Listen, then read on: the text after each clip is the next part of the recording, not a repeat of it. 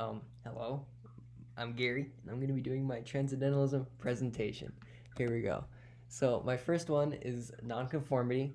The quote I chose is: "If a man does not keep pace with his companions, perhaps it is because he hears a different drummer.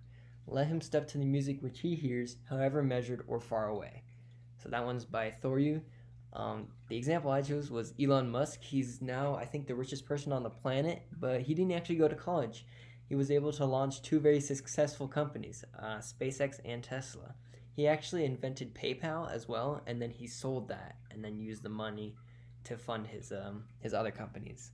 We're seeing more and more people just like Elon who are making a living by either investing in right companies, so stock traders, or coming up with their own ideas that haven't been thought of yet. And therefore, that requires no educational experience. So all they need is a high school diploma, and they come up with one of these ideas, and next thing you know, they're like millionaires, or possibly just make a living off of that kind of stuff. So I chose this for the category of nonconformity because the common belief is that you need to go to college to make money, but people like Elon are just straying from the norm and inventing things that make them rich and prosperous. So that's my one for nonconformity. Next is self-reliance. The quote I use for this one is: "Trust thyself, every heart vibrates to that iron string." This one's by Emerson from Self-Reliance. My modern day example was Bear Grylls. He hosts a show called Man vs. Wild, in which he ventures out into nature and survives off the land from basically scratch. He goes out there with some clothes, as you can see, his watch, and just his knowledge of survival. He uses nothing but the materials around him to survive, and he can last for days in all kind of environments, each with its own challenge. So this is a great example of self-reliance because he relies on nothing but what is directly in front of him and what nature is giving to him. So this relates back to Walden, in which the main character, he bought the house in the middle of nowhere and then just lived off the land. He had his little farm, or however he got his food.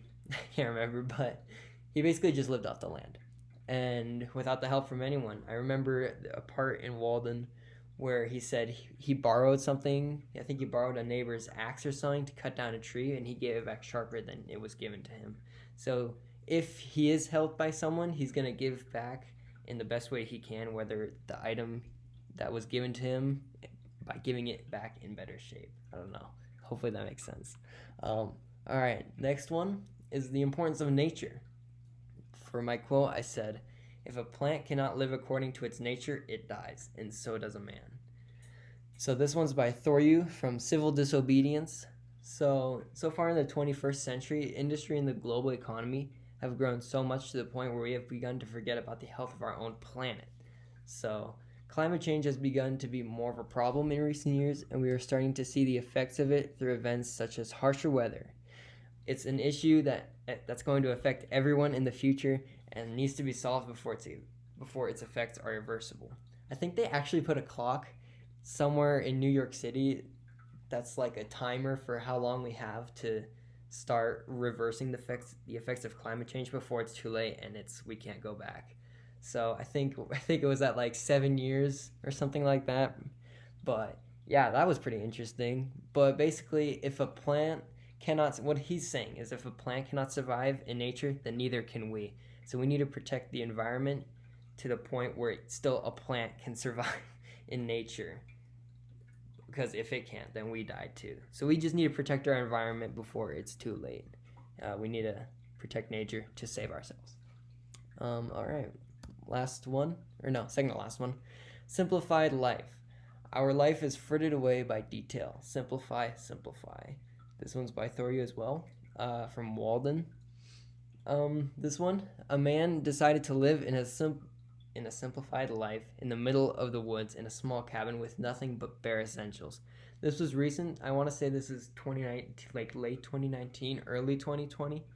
I remember seeing this article somewhere. I couldn't find it, but I remember hearing about it. I thought it was really interesting. Basically, he had nothing that would connect him to the outside world or society, including not having his phone.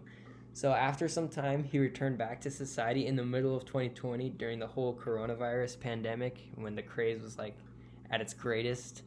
and he was shocked at what the whole world had come to. So this example kind of shows that leading a simplified life isolated from everything else can be beneficial to yourself, as well as relieving stress created by people in society. And this relates back to Walden, where the main character describes himself living completely isolated from society, where it's peaceful and he creates happiness by himself in a tiny cabin. Remember, he said he would read books in his free time.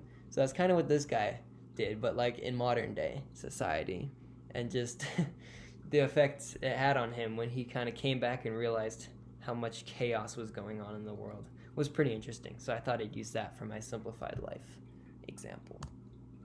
Last one, intuition over reason. Trust instinct to the end, even though you can give no reason. This is another Emerson quote. This example might be a little bit of a stretch for pop culture, but I really liked it, so I just kind of went with it. But in the book Going After Cacciato, which was written, I want to say, in the 1980s, 1979, but a group of soldiers during the Vietnam War go on a search party for their friend who went AWOL. So instead of the search just ending a few miles outside of camp for their friend who just ran away, they decided to go on with their gut feeling instead of reason, and ended up traveling all the way to Paris. They made unforgettable memories along the way, ones that they would remember for the rest of their lives. By continuing the expedition instead of turning around sooner, they truly made the journey memorable, lived their lives to the fullest of their potential. In his quote, Emerson conveys to trust your gut feeling, because if you do, your journey will be much more successful or smooth going and memorable along the way, which is exactly what happened in Going After Cacciato. This is probably my favorite book I've ever read. We read it in 9th grade, and so I decided to use an example from it that they really, even though they kept searching for him, their main goal was to find Cacciato, they still made great memories out of the journey, even though they basically left the war and were being searched by multiple people from other parts of their camp, I guess. But yeah, they just decided to go find him. I know that they didn't actually go all the way to Paris. It's believed that the main character just dreamed that they did, but still I like the example of just going with their gut feeling, even though it was probably just his dream to go and find Cacciato, and it changed their lives. So hopefully that also made sense.